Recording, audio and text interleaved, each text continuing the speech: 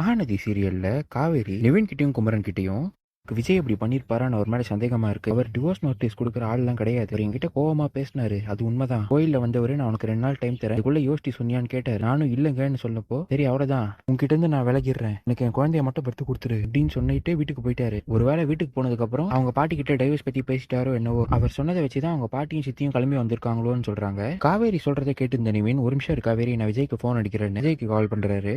நிவின், நீங்க எதுக்கு போன் பண்ணிருக்கீங்க எனக்கு தெரியும், நீங்க இப்ப அந்த காவேரி வீட்டுல தான் இருக்கீங்க, தயவு செஞ்சு போன் அவகிட்ட கொடுத்துறாதீங்க, உங்ககிட்ட பேசுறதுனா பேசுறேன், உங்ககிட்ட கொடுக்கணும்னு நீங்க நினைச்சீங்கன்னா நான் போனை கட் பண்ணிடுறேன். நான் அன்னைக்கு அவகிட்ட சொன்ன மாதிரியே அதான் நான் சீக்கிரம் சார்ட் அவுட் பண்றோம்னு சொன்னா நான் இன்னும் எதுவும் பண்ண மாதிரி தெரியல, அதனால நானே அவகிட்ட இருந்து விலகிடுறேன், இதை அவகிட்ட சொல்லிடுங்கன்னு போனை கட் பண்ணிடுறாரு. காவேரியோ நிவின் கிட்ட நிவின் விஜய் என்ன சொன்னான்னு கேட்க நிவினும் எதுவும் சொல்லாம அமைதியா இருக்காரு. இப்ப காவேரிக்கு புரிஞ்சிருது விஜய் நம்ம மேல கோவமா தான் இருக்காரு, இருந்தாலும் அவரு டைவர்ஸ் கொடுக்குற அளவுக்கு எல்லாம் போயிருக்க மாட்டாரு அப்படின்னு குழப்பத்துல இருக்காங்க. அடுத்த நாள் காவேரியோட வீட்டுக்கு விஜயோட பாட்டியும் சித்தியும் வந்து, காவேரி நீ கேட்ட மாதிரி டைவர்ஸ் பேப்பர் கொண்டு வந்துட்டேன், என்னதான் விஜய்க்கு போன் அடிச்சாலும் அவன் போன் எடுக்க மாட்டான், அதான் நீ வேணாம் முடிவு பண்ணிட்டா, ஒழுங்கா கையெழுத்து போட்டு கொடுத்துரு, எப்படியாச்சும் உங்க 2 பேர் வாழ்க்கையும் நல்லா இருக்கட்டும், என்ன பணம் தானே தேவை, விஜய் ஒரு பணக்காரன் தெரிஞ்சுதான் கான்ட்ராக்ட் கல்யாணத்துக்கு நீ ஒத்துக்கிட்டேன், இப்பதான் விவாகரத்து பண்ணிட்டேன்னா இவன அம்சமா நான் உங்களுக்கு பணமும் கொடுக்கணும், செஞ்சு கையெழுத்து போடுன்னு சொல்ல கேட்டு யாரதா கோவம் வந்தது.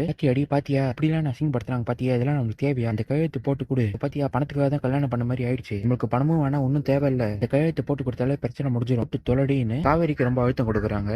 காவேரிக்கு விஜயோட பாட்டி மேல ஒரு சின்ன சந்தேகம் வருது. இவங்க ஏன் விஜய்க்கு தெரியாம நம்ம கிட்ட இருந்து கையெழுத்து வாங்குறாங்க போலன்னு நினைச்சு விஜய்க்கு இவங்களே போன் ட்ரை பண்றாங்க. 4-5 தடவை போன் அடிச்சோம் விஜய் எடுக்காதனால காவேரி விஜயோட பாட்டி கிட்ட, இதுக்கு என்னங்க சைன் தானங்க வேணும், என்ன 100 சைன் கூட நான் போட்டு தரேன், ஆனா அதுக்கு முன்னாடி இங்க அனுப்பி வச்சார்ல விஜய், அவரோட கையெழுத்து முதல்ல வாங்கிட்டு வாங்க, அவர் முதல்ல கையெழுத்து போட்டாருன்னா நான் பின்னாடியே போட்டு தரேன், முதல்ல அவர்கிட்ட கையெழுத்து வாங்கிட்டு வந்து கொடுங்கன்னு கோவமா பேச விஜயோட பாட்டியா அவ்வளவுதானே, என்ன டைவர்ஸ் கிடைக்காதுன்னு நினைச்சிட்டியா, அவன் போட மாட்டேன்னு நினைக்கிறியா, கிட்ட நான் கையெழுத்து வாங்கிட்டு வந்து காட்டுறோம் பாருன்னு கோவத்தோட அங்க கிளம்பி போறாங்க.